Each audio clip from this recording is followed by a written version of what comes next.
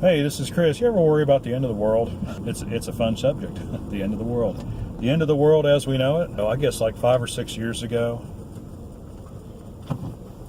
Lee and I got introduced to this whole concept that everything was going to collapse and it was going to be SHTF time, and we needed to be prepared. We needed to get some, we needed to get some guns. We needed to get preparedness things. We needed to, food. We needed to, hone our survival skills and all this other kind of stuff. And,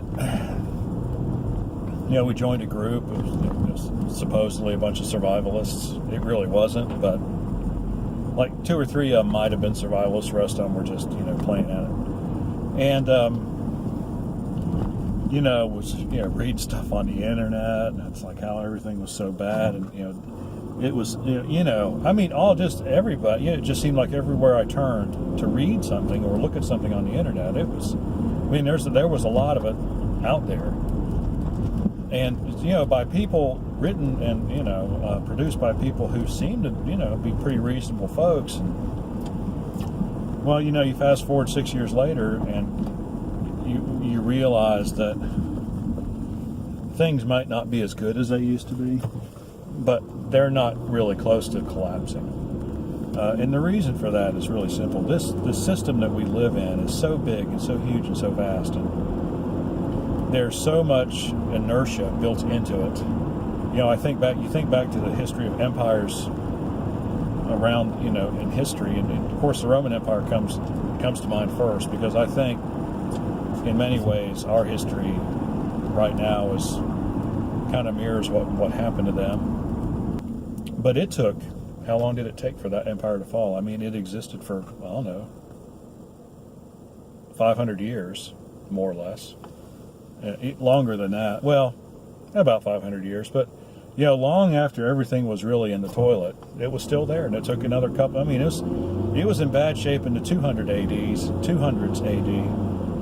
And it didn't collapse for another 225 years. So, I think that's the situation we find ourselves in here. Unless, of course, if we have a nuclear war, then all bets are off. But any other reason, I just don't think, I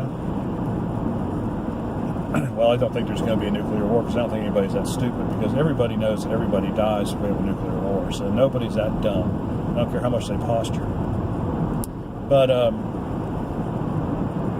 I say all that to get to the point, which is we've got a lot of food. Not a lot of food. Like, we didn't go out and buy one of those 3-year supply deals, but we've got some beans and some rice and instant gravy and all kinds of good. It looks pretty good, and we've never really eaten any of it. And so we made a decision we're going to start eating it, because I don't think we'll ever be in a situation where we won't have anything else. Just not in our lifetime. We might live 20, 30 more years, and we'll be done, and that'll be that. I just don't see it. I just don't see anything that catastrophic happening in that amount of time. So we're just going to go ahead and eat up our supply of survivalist food. And did you ever get into that?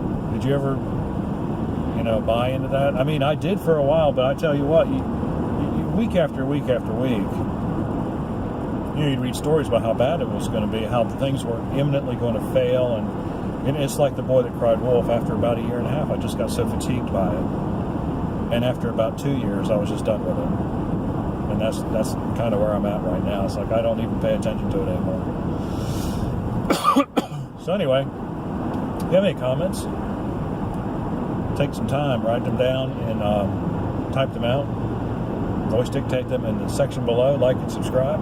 We appreciate it when you do, and we'll see you on the next one.